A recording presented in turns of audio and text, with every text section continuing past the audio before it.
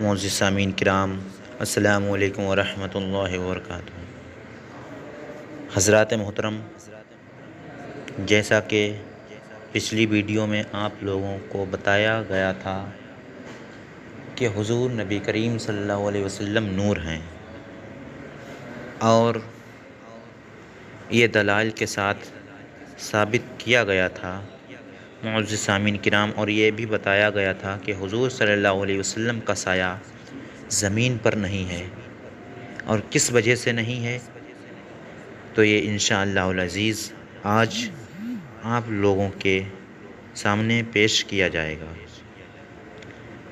تو آخر تک بنے رہیے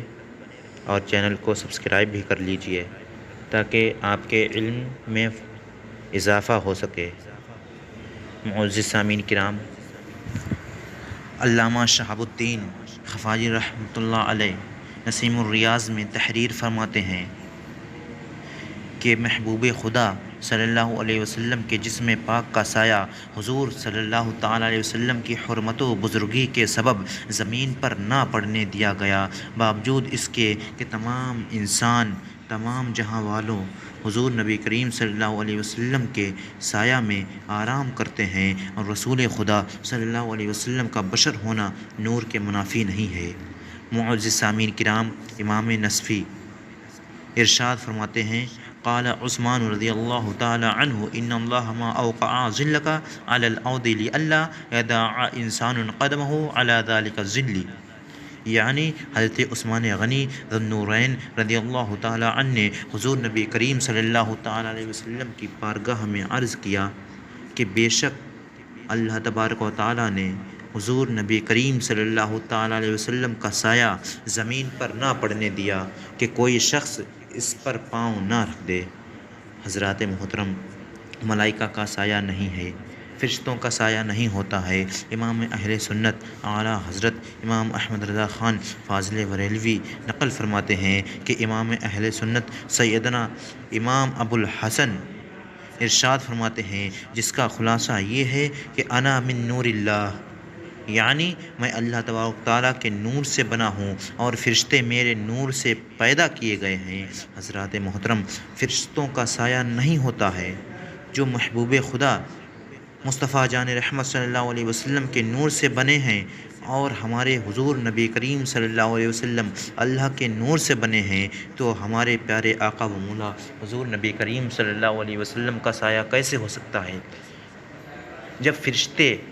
ہمارے پیارے نبی صلی اللہ علیہ وسلم کے نور سے پیدا کیے گئے ہیں، تو جب ان کا سایہ نہیں ہے، یعنی فرشتوں کا سایہ نہیں ہے، تو ہمارے پیارے آقا و مولا حضور نبی کریم صلی اللہ علیہ وسلم تو اللہ تبارک و تعالیٰ کے نور سے پیدا کیے گئے ہیں، تو ہمارے نبی صلی اللہ علیہ وسلم کا سایہ تو بدرجہ اولیٰ نہیں ہو سکتا۔ حضرات محترم، مخالف کہہ سکتا ہے کہ حضور صلی اللہ علیہ وسلم انسان ہیں، آپ کے آنکھ، ہاتھ، پیر،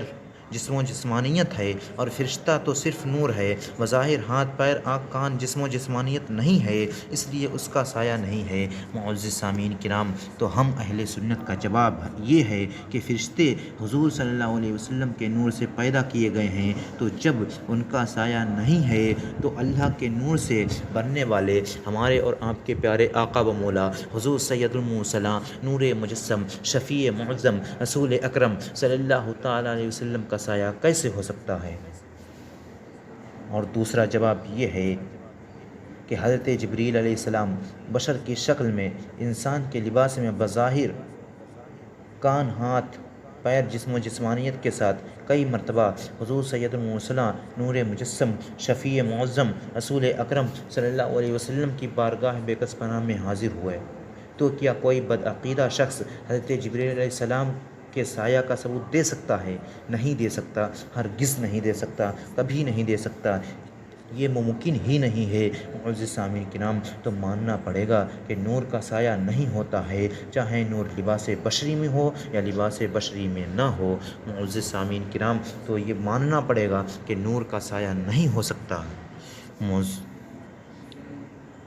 ہمارے اور آپ کے پیارے آقا و مولا حضور نبی کریم صلی اللہ علیہ وسلم کی والدہ ماجدہ حضرت آمنہ طیبہ رضی اللہ تعالی عنہا ارشاد فرماتی ہیں کہ رسول خدا صلی اللہ علیہ وسلم کی پیدائش کے وقت میں نے دیکھا کہ ایک ایسا نور ظاہر ہوا جس سے شام کے محلات روشن ہو گئے۔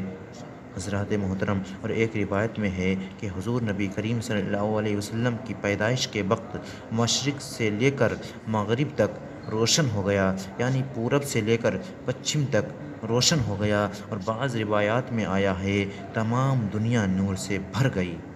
حضرات محترم، ہمارے حضور سراپا نور صلی اللہ علیہ وسلم کی پیدائش کے وقت ایسا نور ظاہر ہوا جس سے ساری دنیا روشن ہو گئی، پورا عالم منور ہو گیا۔ نور اندر نور باہر کوچا کوچا نور ہے، نور اندر نور باہر کوچا کوچا نور ہے، بلکہ یوں کہیے کہ ساری دنیا نور ہے۔